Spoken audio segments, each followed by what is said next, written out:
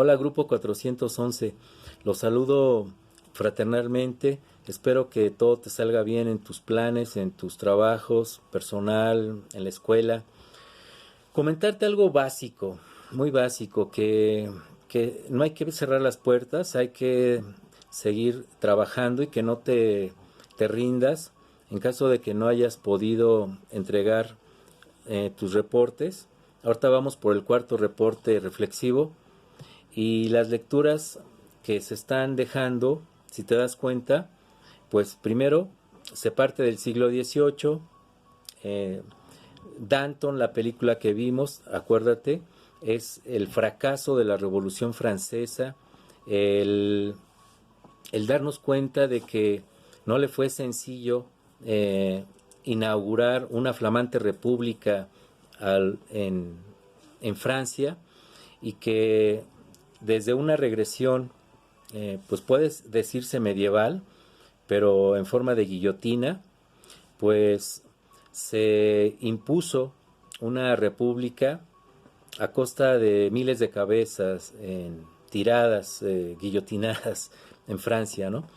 Pues es una buena metáfora de que la modernidad surge con una perversidad fundada en la idea de querer homogeneizar, o sea, hacer igual lo diferente, desde un discurso naciente fundado en la idea de los derechos a la vida, la libertad y la propiedad privada, que, que en realidad eh, estos principios pues no son los culpables, sino las medidas, las políticas, los enfrentamientos que se han dado, ¿no?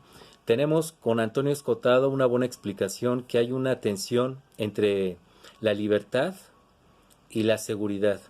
Son sociedades que buscan la libertad y hay otras sociedades que buscan la seguridad.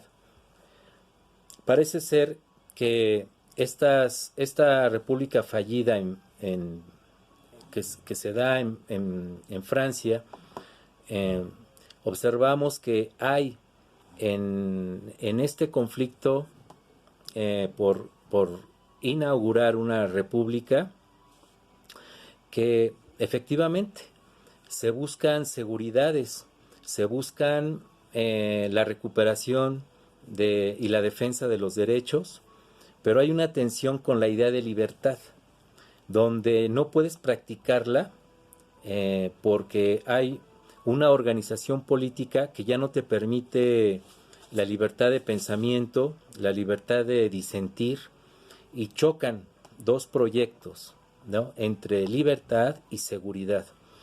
Observamos que en esta época también hay un cambio de era, un cambio de civilización, en el sentido de que las comunicaciones, que es lo fundamental para poder entender a una sociedad, cómo se comunica, observamos que los textos, la imprenta, la escritura, los círculos de sociabilidad ya tienen nuevas maneras de proyectar conocimiento, de construir conocimiento, y se le calla la boca a Dios con la imprenta y va a surgir lo que se conoce el germen de una era ideológica. El siglo XVIII es el inicio de una época ideológica que va a sustituir a una era teológica, donde la comunicación era la oralidad la que promovía y la que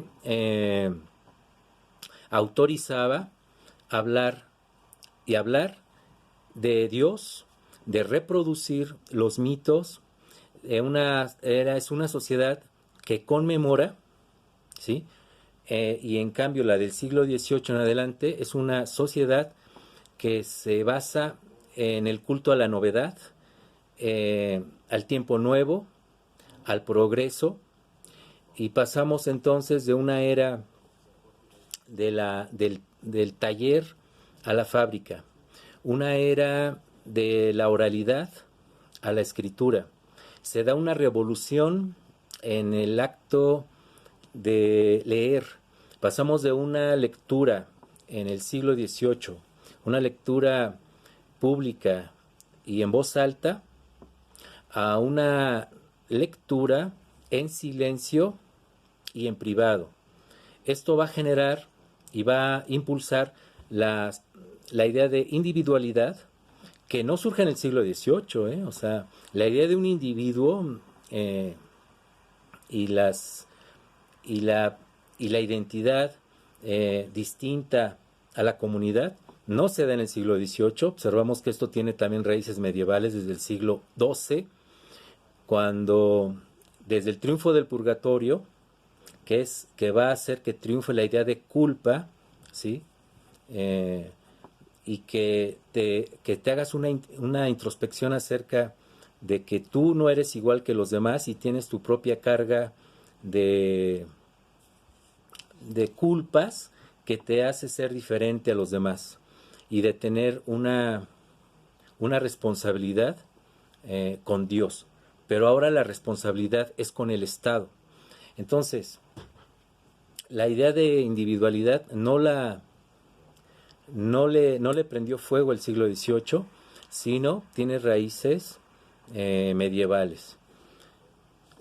Aquí en México pasa algo muy peculiar, que no pueden hacer una república moderna con ideas de la Ilustración frente a un pasado de 300 años que guarda esta sociedad novohispana, donde el rey, donde las cortes, donde la teatralidad de la sociedad, los estamentos, una sociedad jerárquica bien marcada, de la noche a la mañana no se va a impulsar una república tan fácil. Por consiguiente, nacemos como nación de forma fallida, ¿sí?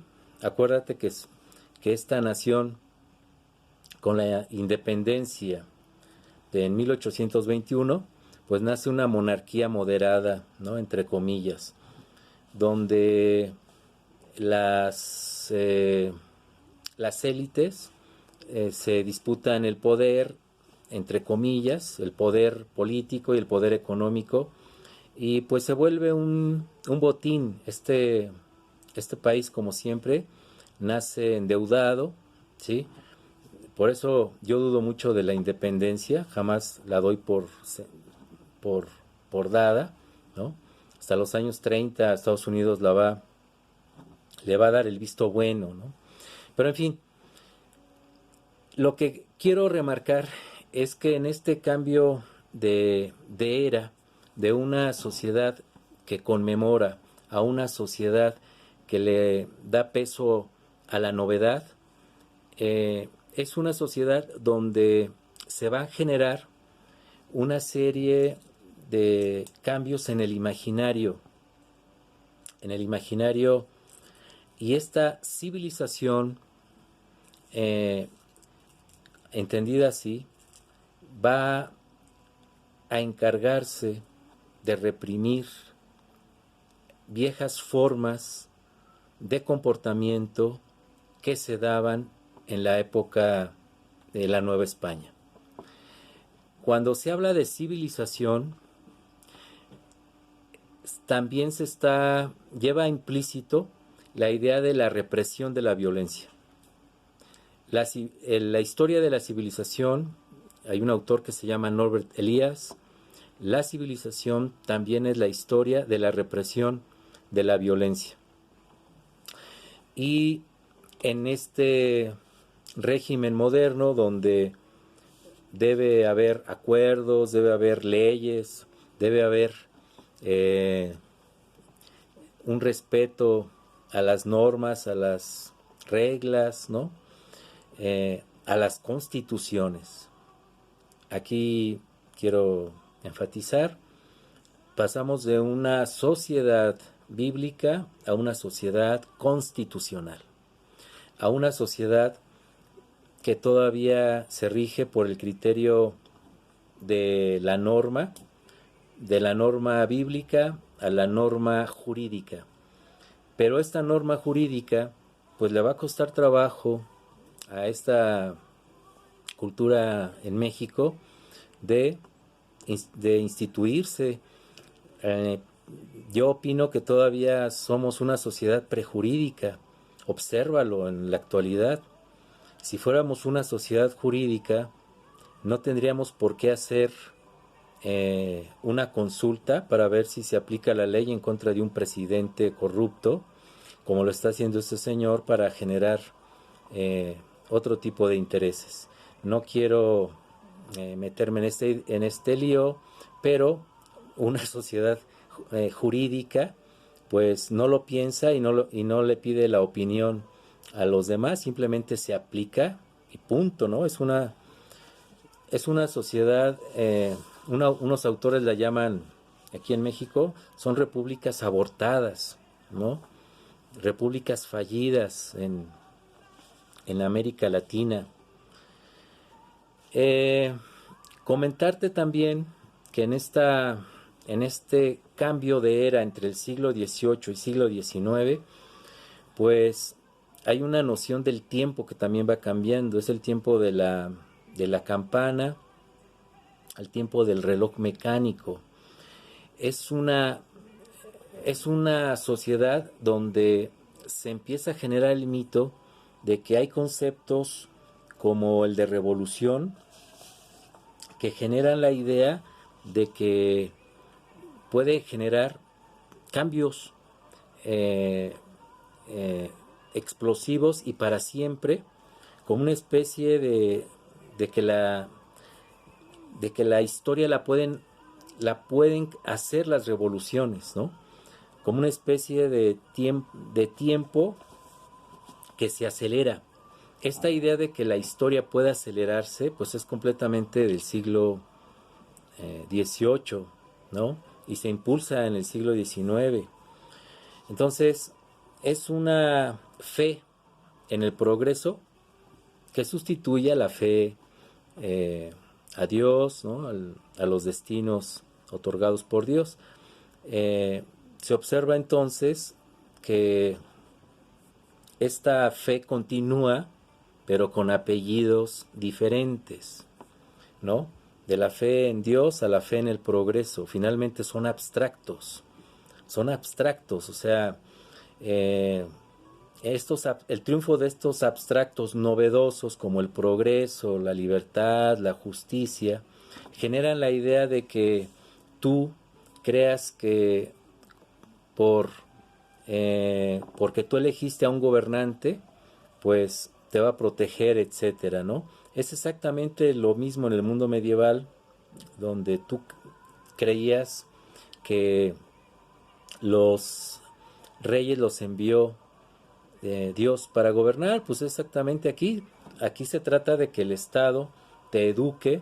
Ya surgirán en el siglo XIX las escuelas normales y todo el discurso pedagógico que genere la idea, la educación cívica, donde tú consideres, donde tú veas como verdad de que tú elegiste a ese gobernante, ¿no? Entonces, vamos a ver que la verdad es lo que una sociedad está dispuesta a creer. La verdad es lo que una sociedad está dispuesta a creer. Y entonces aquí se dispuso a creer nuevos imaginarios modernizantes que chocaron con los imaginarios que defendían una monarquía y que después los grupos que se les va a llamar conservadores, entre una lucha entre buenos y malos, liberales y conservadores, que vale la pena después analizar, que no es otra cosa que los mismos, ¿no? Porque los liberales pues siguen luchando también por ideas nuevas, pero con prácticas católicas o cristianas y viceversa. Y que hasta el porfiriato el señor Díaz se va a encargar de fusionar estos dos horizontes y amarra al Estado, lo fortalece. Sabe leer muy bien Porfirio Díaz que, que se precisa orden, ¿no? Que se precisa controlar la violencia.